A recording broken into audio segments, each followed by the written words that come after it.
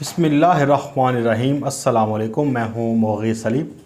नाज़रीन, आज हम बात करेंगे जाती उमरा में होने वाले इजलास में और वहाँ पर मौजूद अरकान असम्बली और टिकट होल्डर्स ने किस तरह से मरीम नवाज़ के फ़ैसले के ख़िलाफ़ बगावत की और वहाँ पर इजलास में क्या होता रहा और उसके बाद मरीम नवाज़ का गुस्सा था वो क्यों बढ़ा और उन्हें ये मजबूरन बयान देना पड़ा कि मैंने अभी इस्तीफ़े नहीं मांगे, ना ही मुस्लिम लीग नून ने मांगे हैं। इसके साथ साथ 5 जमातें ऐसी हैं पीडीएम की जिन्होंने अलग से अपना रास्ता अख्तियार किया हुआ है और उनके बारे में इंकशाफात हुए हैं कि वो पाकिस्तान की इस्टेब्लिशमेंट के साथ राब्ते में हैं। इसमें सबसे बड़ी जमात जो है वो पीपल्स पार्टी है। इसके साथ साथ आपको बताएंगे कि हुकूमत ने 13 दिसंबर का जलसा रोकने के लिए क्या प्लान बनाया हुआ है और वो क्या इक़दाम कर रही है, इसके ऊपर पूरी रोशनी डालेंगे। और साथ में ही इमरान खान साहब ने आज कौम से अपील की है और ख़ासकर अपोजिशन से भी उन्होंने अपील की है। साथ में उन्होंने जो है प्यार से भी बात की है और उन्होंने कुछ जो है वो सख्त लहजे में भी बात की है। ये बात क्या थी और अपील क्यों करनी पड़ी, इस पे बात करेंगे। पहले शुरू कर लेते हैं जाती उमरा में होने वाले इजलास में। जाती उमरा में जो इजलास हो रहा था वहाँ पर मुस्लिम लीग नून के टिकट होल्डर्स और साथ में ही उनके जो अरकान असम्बली हैं वो मौजूद थे।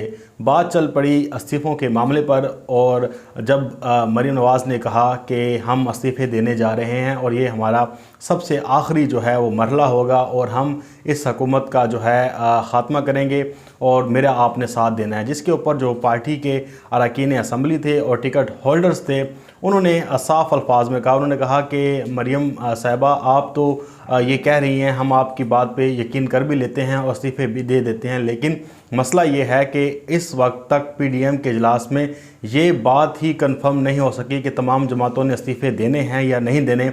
हम अगर इस्तीफ़े दे देते हैं तो हम जिस जगह पे हम जीते हैं, जो जिस जगह पे हमने इलेक्शन लड़ा है, वहाँ पर ना ही हमारा जो है दोबारा हम मुकाबला कर सकेंगे और अगर हमारा जो मुखालफिन है वो अगर इक़्तिदार में आ गए तो फिर हमारे लिए बड़ा मुश्किल हो जाएगा कि हम अगले इलेक्शन में फ़तह हासिल कर लें। इसलिए जो हमारे पास अभी बचा कुचा है वो सिर्फ ये सीट ही रह गई है, बाकी हमारे पास कुछ नहीं है। तो आप मेहरबानी करें, पहले पीडीएम में जाकर मुकम्मल तौर पर मुज़ाकरात करें और वहाँ से ये फ़ैसला आए कि हाँ इस्तीफ़े देने हैं और तमाम पार्टीज़ मुत्तफ़िक हों। साथ में ही उन्होंने जो है बार बार मीडिया का जिक्र भी किया। उन्होंने कहा कि मीडिया आपसे सवालात भी करता रहा और बिलावल भुट्टो से भी कि आप इस्तीफ़े कब देने जा रहे हैं और आप एक दूसरे की तरफ जो है माइक देते रहे कि पहले वो बताए पहले वो बताए।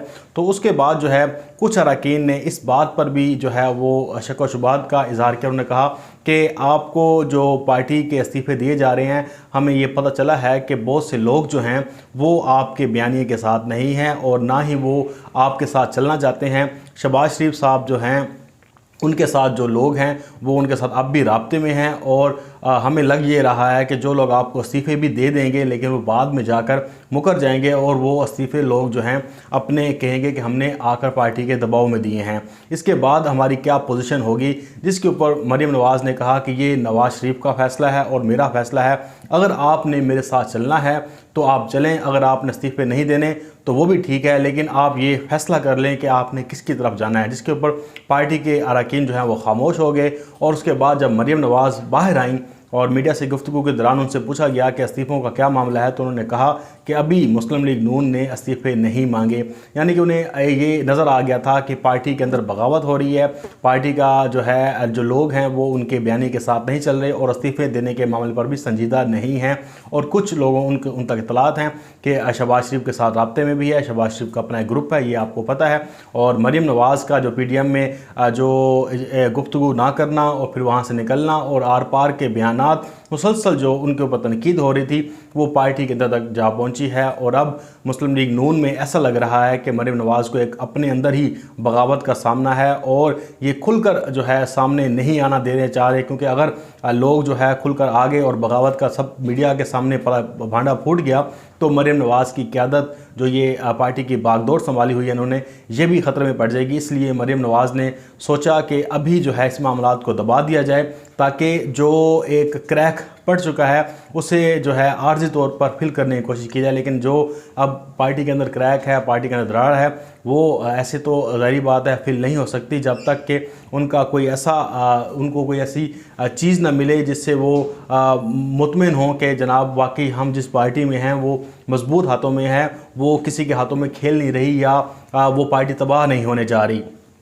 अब जब मरीम नवाज़ बाहर आई तो इसलिए उनको ये बयान देना पड़ा और पूरे एक पाकिस्तान में हलचल मच गई कि फिर जो बिलावल ने जो बयान दिया, बिलावल के जो पीपल्स पार्टी के रुकन हैं, मेन रुकन है यूसुफ गिलानी, उन्होंने भी रावलपिंडी में आकर ये बयान दिया। उन्होंने कहा कि जनाब बिलावल भुट्टो ने इस्तीफ़ों के मामले पे हमें पार्टी के तमाम लोगों को टीवी पर बात करने से रोक दिया है। इसके बाद एक खलबली मच गई, आंख मजोली जैसी चल रही है पीडीएम की जमातों में, और लग यही रहा था कि इस्तीफ़ों के मामले पर ये डामाडोल हैं और इस्तीफ़ों का जो मामला ये शोर मचा रहे थे वो बिल्कुल ही जो है वो ज़ीरो हो गया है। और अब ये चाहते हैं कि इस्तीफ़ों के मामले से निकल कर किसी और ट्रक की बत्ती के पीछे लोगों को लगाया जाए ताकि इस इस्तीफ़ों के मामले पर ज़्यादा शोर ना मचे।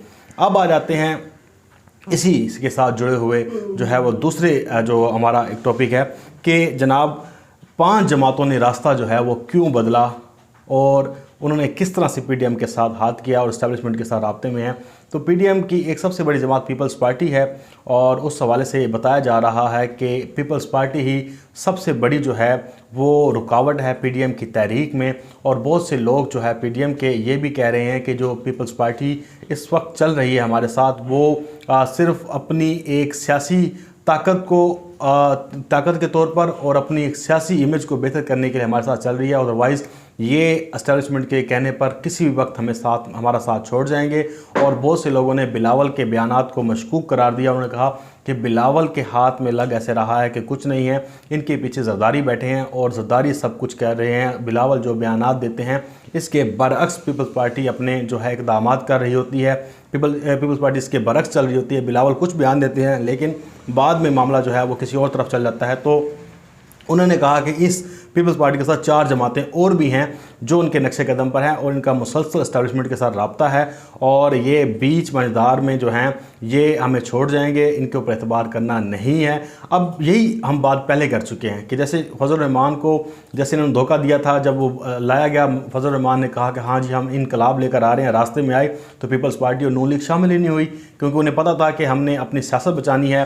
तो फिर बाद में पता चला कि फजल रहमान तनहा रह गए। इसी तरह से अब भी यही शक व शुबहात हैं कि 5 जमातें ऐसी हैं जो उन्हें जो है पीडीएम के लॉन्ग मार्च जब शुरू होगा उस वक्त जो है वो किसी और जो है जो मुख्तदर हल्के हैं उनके साथ रब्ता करके उनके साथ डील करके कहीं और निकल जाएंगे और रास्ते में नून लीग और फजल रहमान रह जाएंगे। और फजल रहमान की सियासत वैसे ख़त्म हो चुकी है, बाकी जो थोड़ी बहुती जो मुस्लिम लीग नून की है पीपल्स पार्टी, इसको भी नुकसान पहुंचा देगी और मुस्लिम लीग नून तबाह दे। उसके बाद जनाब आखिरी आ जाते हैं 13 दिसंबर के जलसे के हवाले से कि 13 दिसंबर का जलसा है और इसके हवाले से हुकूमत की हिकमत अमली क्या है।